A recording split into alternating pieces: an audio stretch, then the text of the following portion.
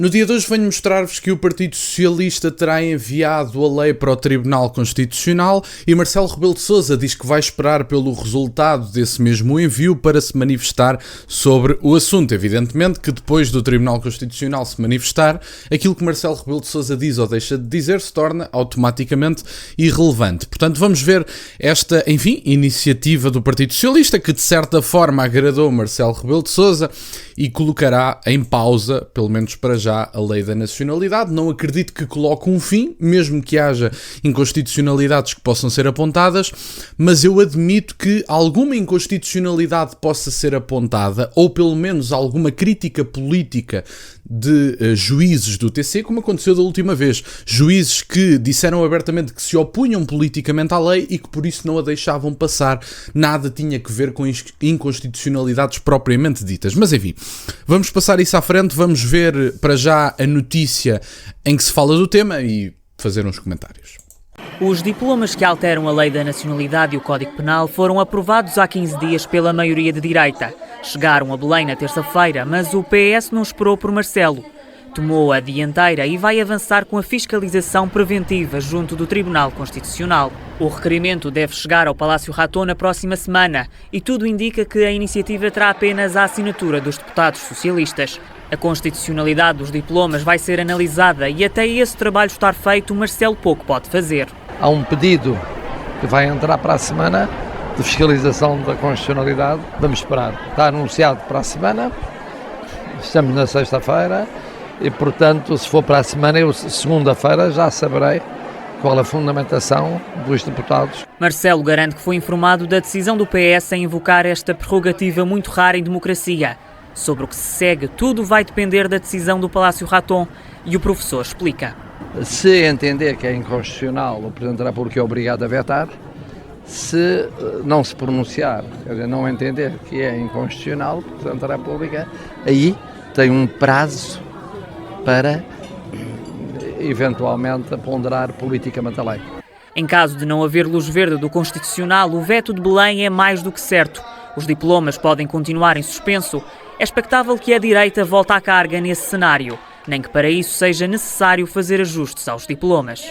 Bom, e basicamente é este o jogo da esquerda e eu acho que este jogo nos deve fazer refletir de certa forma. Antes de falar da lei da nacionalidade propriamente dita e da sua constitucionalidade ou inconstitucionalidade, até porque isso vai caber aos juízes do TC, não sou eu que vou estar aqui a avaliar, não sou jurista, não é o papel que pretendo desempenhar neste vídeo todo e nem é o papel que pretendo desempenhar genericamente, não sou jurista, sou estudante de ciência política, mas olhando para esta circunstância de Marcelo Rebelo de Sousa, o que ele basicamente diz deixa claro que ele não está muito de acordo com a lei da nacionalidade, que se ela vier inconstitucional que ele vai vetar, isso não é uma grande novidade, mas que se ela chegar constitucional às suas mãos, que vai avaliar politicamente. E isto é um entendimento que se pode fazer até de alguma direita, nomeadamente do centro-direita, que tem alguma dificuldade em utilizar os meios do Estado que lhes foram conferidos democraticamente para impor as suas agendas, porque há sempre uma certa forma de imposição.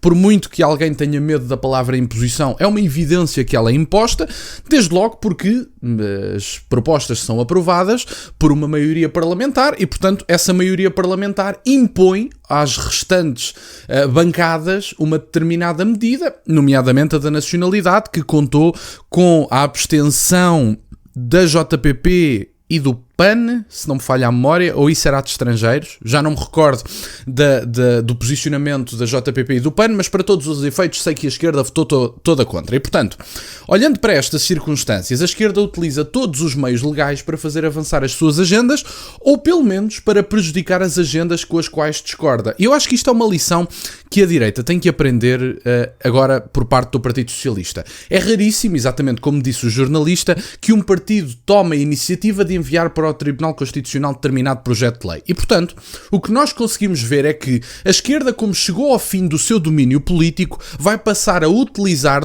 todos os meios legais para combater aquilo que não consegue combater nas urnas. Já vimos isso. A prova maior disso, a prova mais recente e a maior prova disso é o processo que Garcia Pereira colocou em cima da mesa para a extinção do Chega, não só por causa da legalidade ou ilegalidade dos órgãos, não só porque ele considera que há um discurso fascista e racista, mas também por causa dos cartazes. E, portanto, Garcia Pereira está a utilizar métodos legais. Toda a gente sabe que o MRPP toda a vida foi absolutamente irrelevante, nunca ninguém quis saber do MRPP, e agora, de repente, estão a utilizar, ou pelo menos um ex-representante do MRPP está a utilizar os meios legais para ilegalizar um partido de que não gosta, quando já teve a sua cara num cartaz que dizia morte aos traidores. E, portanto, que fica a lição para o centro-direita, não para a direita, mas para o centro-direita, que tem muita dificuldade em utilizar os meios do Estado, tem muito medinho de utilizar os meios que lhes foram atribuídos democraticamente para impor as suas agendas, e a palavra é mesmo impor, porque há sempre formas de imposição. Os impostos são formas de imposição. Ter mais um voto do que o lado oposto da bancada para aprovar um projeto de lei é uma forma de imposição, e portanto isto são tudo imposições, quer se gosta ou não da palavra, quer se queira utilizar imposição ou outra palavra mais soft, mais açucarada, estejam à vontade. Por mim, honestamente, é-me indiferente a palavra que utilizam, mas com este exemplo da esquerda, que fique claro que esta gente vai lutar através de todos os meios possíveis para impedir o avanço de agendas necessárias ao país, e, portanto, que o centro-direita tenha cada vez mais a noção de que aliar-se com a direita para fazer medidas que são boas para o país, mesmo que isso signifique um certo grau de imposição e de discordância na Assembleia da República, não é nada de errado, é obrigatório. Tem mesmo que se fazer isto. Estas pessoas, já sabemos, já nos apercebemos todos, que com a esquerda não há nada para negociar. Por isso é que eu fico logo com comichão e com urticária quando me falam de pactos de regime. Caramba, o que é isso de pacto de regime se as pessoas... Eu compreendo que haja meia dúzia de assuntos, talvez no máximo, ignorando todos os outros 95% dos assuntos, em que possa haver alguma concordância, nomeadamente, olhem, sei lá, não estarmos na União Europeia e a Espanha constituir um grande exército, e nós de repente temos que nos armar, não vai haver a possibilidade da Espanha invadir Portugal. Isto estando num pressuposto onde não há União Europeia. Portanto, aqui nesta lógica de a União Europeia não existe e de repente vemos aqui a Espanha, enfim, com quem mantemos alguma amizade, mas é prudente nós termos forma de nos depender se de repente a Espanha começar a investir num grande exército. Pronto, eu acho que aqui pode haver alguma concordância a nível da Assembleia da República. É um exemplo muito específico, talvez uma caricatura daquilo que seria, mas enfim, estamos a falar do exemplo muito específico. Agora eu pergunto, nos assuntos importantes, decisivos e de certa forma ideológicos, o que é um pacto de regime se não o desrespeito do sentido de voto dos portugueses? Há uma maioria constitucional, portanto, que permite alterações constitucionais, leia-se uma maioria composta, que permite fazer legislação à direita, ou pelo menos à direita do Partido Socialista, que é o centro-direita, enfim, centro, e o Chega, que é de direita. Pronto. Temos esta possibilidade de fazer legislação e vamos fazer pactos de regime com o Partido Socialista, que pela primeira vez na história da democracia ficou em terceiro. Os portugueses disseram, não queremos o Partido Socialista envolvido nas grandes questões da nação porque não ficaram nem líderes da oposição nem líderes do governo.